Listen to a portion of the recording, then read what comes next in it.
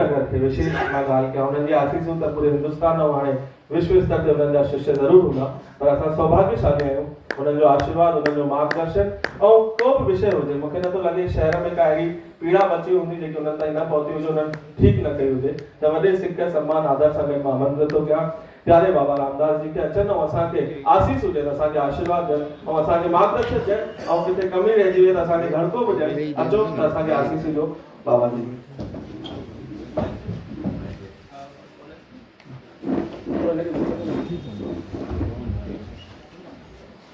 जोरदार ताली।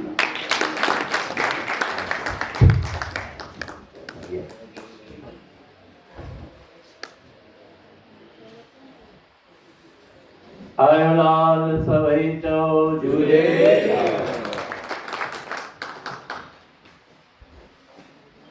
नमो शारदा मात विद्या प्रदेनी करो मेध मेधा यथा क्रम प्रवीणी करो नष्ट मोहाद शांताद दीज हरो आपकारी हृदय धाम की जय वर्ण नाम अर्थ संगा नाम रसा नाम छंद सामपि मंगला नाम च कर्तारो वंदे वाणी विनायकौ वंदो गुरपद कंज कृपा सिंध नर रूपर महामोह तम पंज जासु वचन रवि करण कर।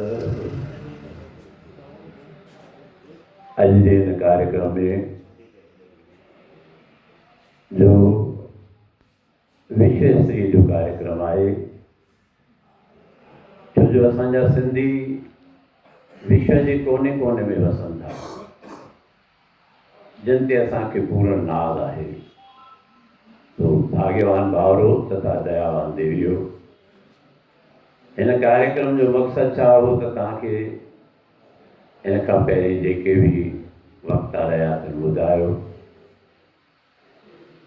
उन में वधीक वञणु न खपे, छो जो तव्हांखे मूंखां वधीक ई जानकारी आहे। मां कुझु विशेष ॻाल्हियूं ॿुधाइणु चाहींदुसि। जीअं कि असांजे सजणनि चयो त भई 3 सालनि ताईं तव्हां ॿार सां सिंधी ॻाल्हायो, पर मूंखे जेको अनुभव आहे त ॿार जीअं गर्भ में वञे थो, असां हुनजे दिमाग़ खे ओॾीमहिल ई फेरे था छॾियूं। ॿार जो माता पिता घर जा भाती सिंधीअ में न ॻाल्हाए, हिंदीअ में ॻाल्हाइनि था, जंहिंजो असरु ॿार जे अंदरि पवे थो,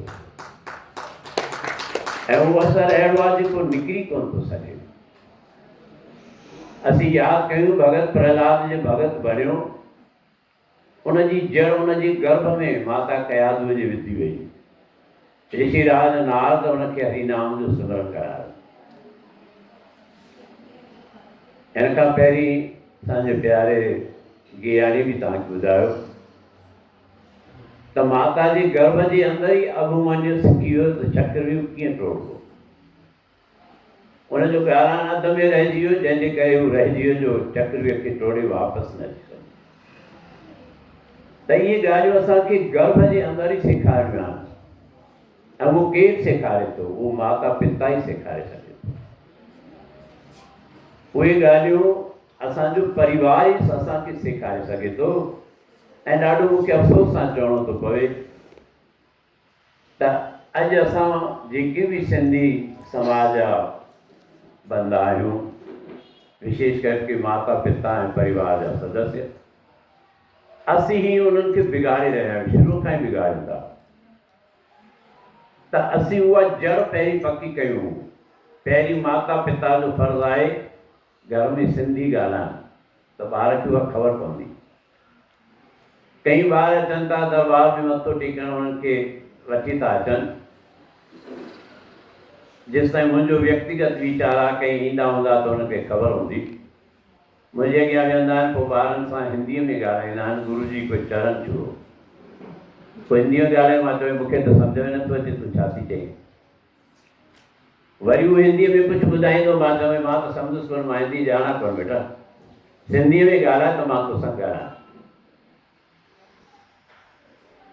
ऐं बराबरि जेके ईंदड़ आहिनि नियमित उन्हनि खे ख़बर आहे जे असांजे दरबार में उहो वेही हिंदी ॻाल्हाए त मां हुन सां ॻाल्हाईंदो ई न आहियां। सभ खां पहिरीं असांखे इहो रस्तो वठिणो आहे। असीं ॿारनि खे उहे प्रेरणा ॾींदासीं, उहा सम्झ ॾींदासीं, छो जो सभ खां पहिरीं उनजी जेका गुरु आहे सा माता आहे। शास्त्र में अचे तो 3 सजावत देश को, सती संत और सूत। 3 प्रकारनि जा जीव आहिनि जेके देश जी सजावट आहिनि, जिन सां देश जो शान वधंदो आहे। जंहिंमें पहिरीं अचनि थियूं सतियूं, माना मातृत्व जो भाव। ऐं मूंखे पूरो फ़ख़ुरु आहे असांजे सिंध जे त सिंध जो आख़िरी राजा जो राजा दास थियो, जंहिंजूं नियाणियूं परमल ऐं सूर्या, जिन पंहिंजी सूरवीरता ॾेखारी।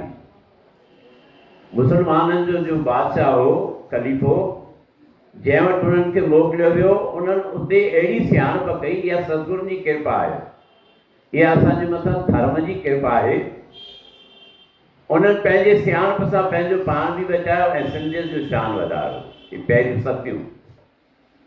3 सजावत देश को, सती संत और सूत। ॿिया आहिनि संत, ऐं उन्हनि सां बि सिंध खां वठी शुरू खां वठी असांजा सूफ़ी संत, या असांजे भारतवर्ष जा महान संत, संत लीलाशाह, साईं टेऊंराम, जिन सिंधीअ में मां खे कयो,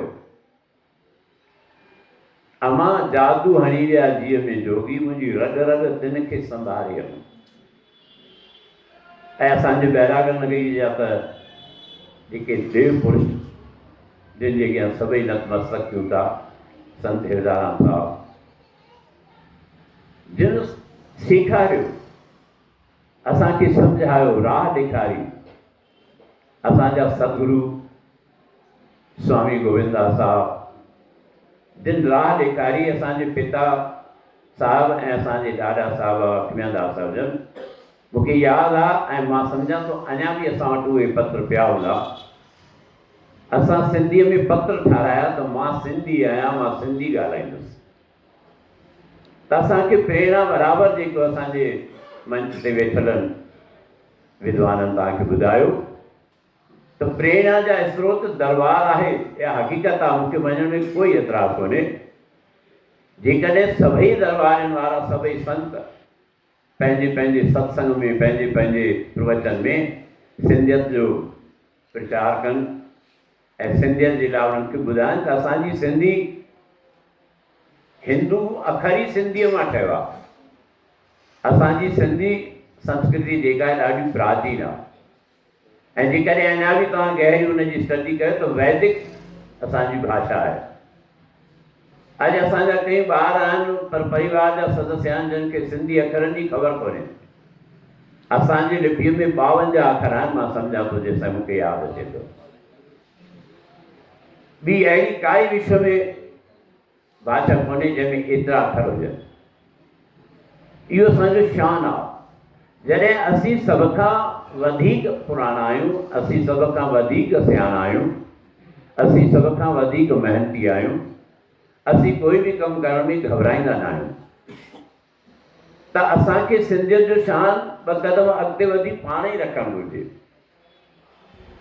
जो बि असां सां मिले थो, मूंखे ॾाढियूं सुठियूं ॻाल्हियूं कहिड़ियूं लॻियूं। असांजे बदिड़े जो मंच जो संचालन करे पियो, ॾाढी सुठी ॻाल्हि अथई।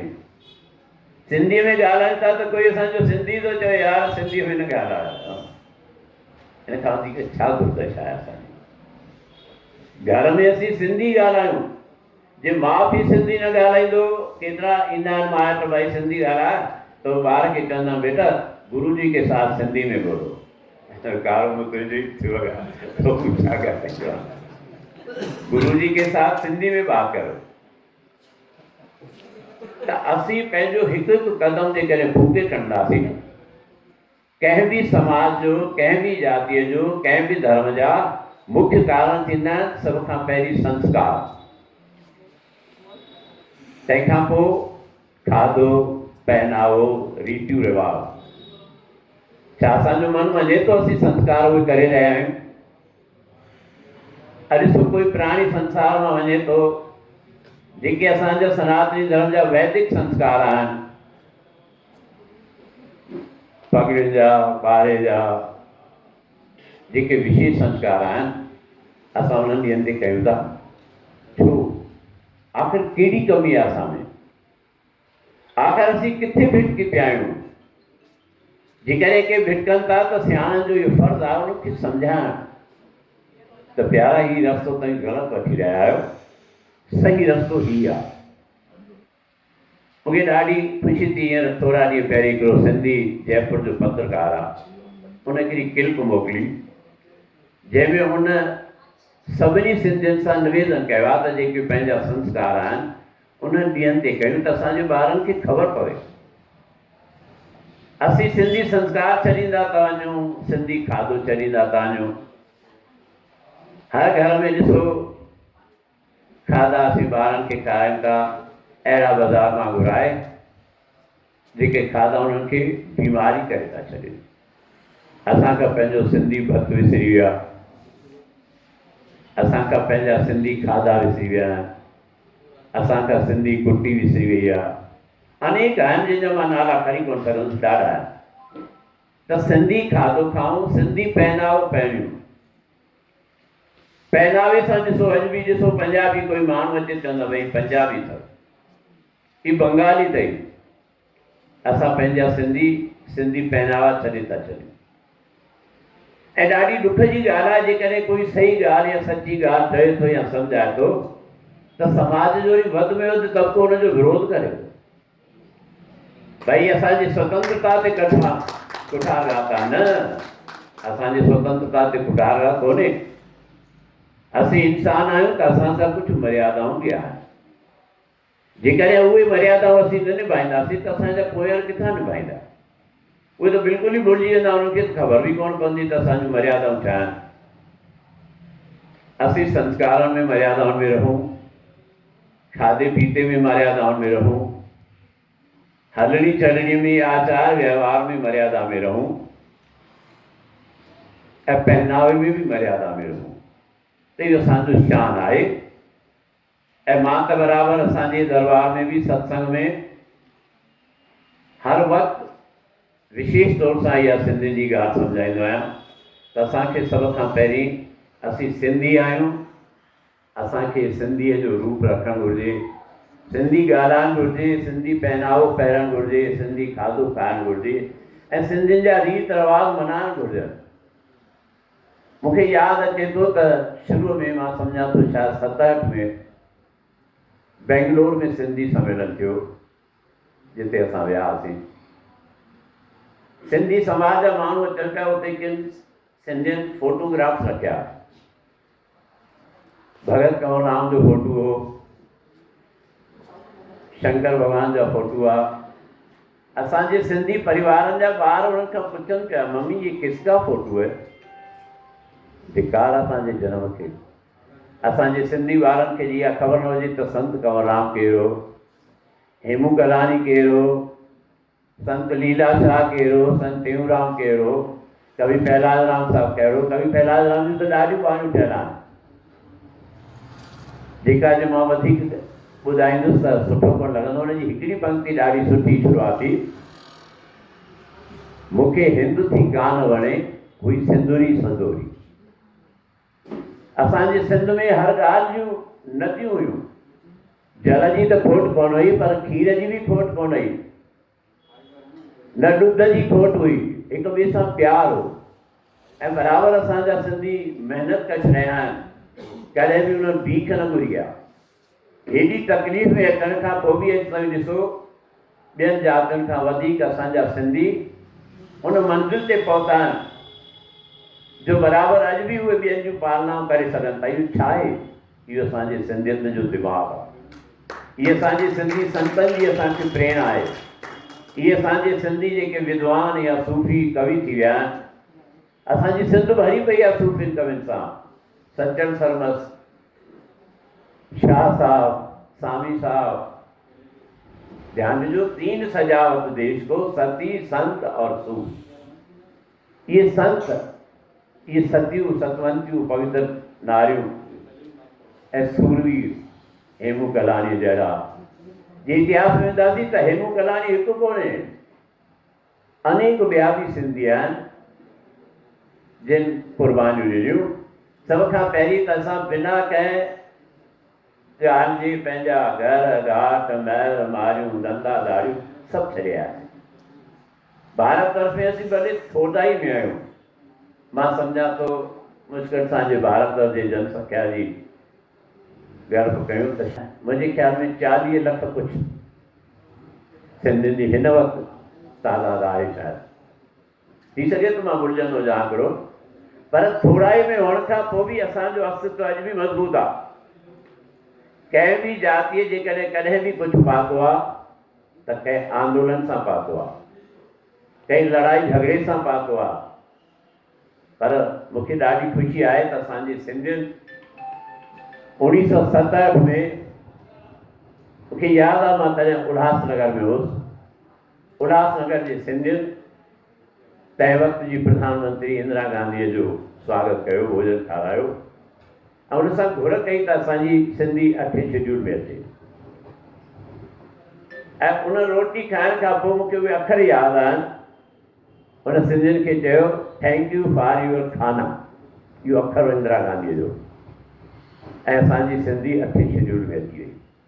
असांजे मथां झूलण जी एॾी कृपा आहे, असांजे मथां संतनि जी एॾी कृपा आहे जो बिना कंहिं विशेष आयोजन जे, बिना कंहिं विशेष लड़ाई झगड़े जे, छो जो असीं शांति पसंद माण्हू आहियूं। सिंधीअ जो सुभाउ कॾहिं बि झगड़ालू न थींदो, सिंधीअ जो सुभाउ कॾहिं बि ॿिए खे फुरण जो न थींदो, सिंधीअ जो सुभाउ कॾहिं बि ॿिए खे नुक़सानु पहुचाइण जो कोन थींदो, हू सभ सां सहयोग कंदो। त जॾहिं असां अहिड़ा सुठा आहियूं त असीं सुठा थी ॾेखारियूं। ऐं बराबरि जा ॿी ॻाल्हि पंहिंजे अॻियां आंदी वई त अॼु असीं दावत रुॻी ॾियूं था बुज़ुर्गनि खे। जॾहिं खां उहे त असीं त ॻाल्हि ॻणिया हींअर, असीं त उन तेड़ीअ ते आहियूं जो हिकु पल खां पोइ बि पतो कोन्हे त हूंदासीं या न हूंदासीं। हिते बीठे बीठे किरी पवंदासीं। बचड़नि ॿारनि में उहे संस्कार भरियूं ऐं बचड़नि ॿारनि खे अहिड़नि प्रोग्राम में वठी अचूं, उन्हनि खे ख़बर पवे। ऐं हेॾी महिनत कनि था असांजा सिंधी सॼण, विशेष करके जो ॾिसो हिन उमिरि में बि असांजो प्यारो साबू लाल ॾिजवानी केॾी जफ़ाकशी करे थो। सॼे शहर सां उनजो संबंध आहे। पर तव्हां ॾिसो हिन सभा में घणा सिंधी वेठा आहियो। अॼु हिन जॻह ते कोई राजनीतिक कार्यक्रम हुजे या कोई फिल्म इंडस्ट्रीअ जो कार्यक्रम हुजे हा त मां सम्झां थो हिन हाल में ॿाहिरि ताईं माण्हू बीठा हुजनि। पर असांखे नथो थिए त असीं हिन प्रोग्राम में वञूं, पाण वञूं, बचड़नि ॿारनि खे वठी वञूं, परिवार खे वठी वञूं त असांजे मथां हुनजी कृपा रहे, सिंधियत जी कृपा रहे। त मां वार ॻाल्हियूं कान्हे की मूंखे तव्हां सां ॻाल्हाइणियूं हुयूं, पर समय जी सुई वधे पई ऐं हिन खां पोइ शायदि कुझु कार्यक्रम बि आहे। मूंखे त मां हिननि बचड़नि खे ॾिसंदो आहियां जीअं असांजो ई नौजवान बराबरि मंच संचालन में जिते जिते मां ॾिठो आहे उन ॾाढो सुहिणो रूप अदा कयो आहे। ऐं जेके असांजा सजन वाधवानी जी या अंजलि जी, जेके हरिद्वार में बि सम्मेलन में संतनि जो सम्मेलन सां कोठायो गॾु आहे, त सिंधीअ खे ॾिसण में त ॾाढी ख़ुशी थींदी आहे। सिंधियुनि खे मुंहिंजो इहो ई अर्ज़ु आहे, निमाणी वेनिती आहे, मां त हथ जोड़े अर्ज़ु कयां थो त सभई पंहिंजे परिवार में, घर में सिंधी ॻाल्हायूं। जेके बि सिंधी आहियूं, सिंधी मिलूं त असीं बिल्कुलु सिंधीअ में ई ॻाल्हायूं। इहो संकल्प कयूं असीं। मां सिंधी आहियां, मां सिंधी ॻाल्हाईंदुसि। मुंहिंजो ॾाढो पुराणो उहो ठहियल बि आहे, मौक़ो थियो त मां हिननि सजण खे मोकिलींदुसि बि। असांजे प्यारे श्री जवानी साहिब जी आहे इच्छा आहे जे तव्हांजी परमिशन हुजे, छो मां कोई बि कमु ज़बरदस्ती न कंदो आहियां, न कराईंदो आहियां। जे तव्हांजी इच्छा हुजे त बीह करे असीं इहो संकल्प कयूं त ॾाढो सुठो, सभई गॾिजी चऊं।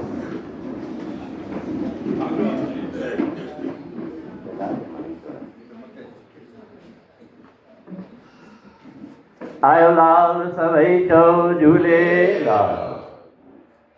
मां सिंधी आहियां, मां सिंधी ॻाल्हाईंदुसि, पंहिंजे पूरे परिवार सां सिंधीअ में ॻाल्हाए उन्हनि खे ज़ोर ॾेई चवंदुसि त तव्हां घर में घर जा भाती सिंधीअ में ॻाल्हायो, पंहिंजनि ॿारनि खे सिंधी ॻाल्हाइण लाइ ज़ोर कयो। जे सिंधी न ॻाल्हाए त हुन सां ॻाल्हायो न, जे सिंधी न ॻाल्हाए त हुनजी इच्छा पूरी न कयो। पहिरीं हुनखे सेखारियो त सिंधी ॻाल्हायो, फ़ख़्रु सां चऊं त असीं सिंधी आहियूं, सिंधी रहंदासीं, झूलेलाल जो शान सदाईं वधाईंदा रहंदासीं। जय भारत, जय सिंध, जय सिंधी। आयो लाल सभई चओ झूलेलाल। जय श्री झूलेलाल। असां सिंधी तव्हां सिंधी, असां सिंधी तव्हां सिंधी, प्यारा सिंधी मिठा सिंधी, असां सिंधी तव्हां सिंधी, प्यारा सिंधी मिठा सिंधी। चओ प्यारा सिंधी। ओ सभु सिंधी ॻाल्हायो, सिंधी ॻायो, सिंधी ॻाल्हायो, जय त झूलण जी हर हर मनायो, जय ओ जय त झूलण जी हर हर मनायो,